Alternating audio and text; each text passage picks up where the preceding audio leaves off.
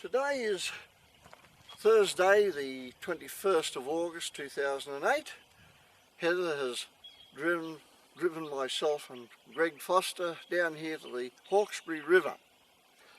The object of our expedition here today is to search for evidence of ancient Egypto-Phoenician, Celtic, Libyan colonisation of the area, which we know existed from previous discoveries.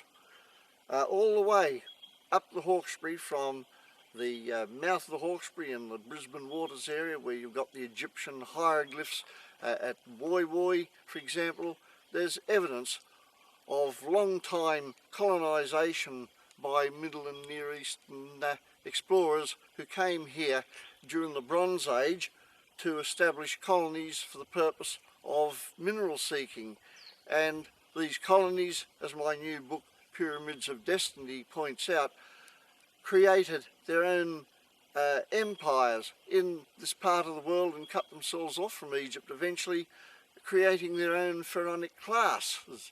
Now, at Gosford there were a number of pharaohs which are mentioned in cartouches at the Gosford hieroglyphs, as they call them, which are near Woy Woy, and the inscriptions refer to a number of pharaohs being buried upriver in tombs of stone, meaning the tombs are possibly carved into the sides of the mountains here that line the Hawkesbury's river banks. So over the years I've been searching for these. So far we have 3 burial sites. Now I am about to investigate something I found just a week ago here.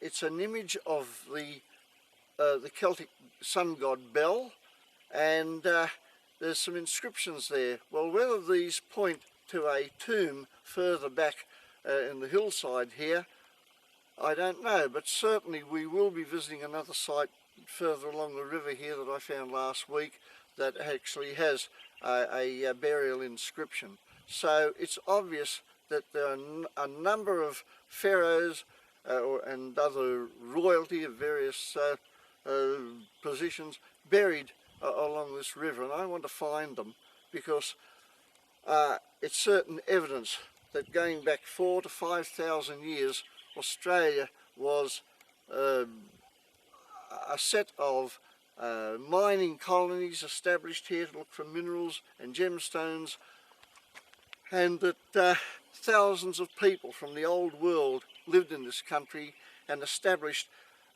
overall an Egyptian and Phoenician empire which was larger than that of the Egyptian homeland, and it extended into the Pacific Islands.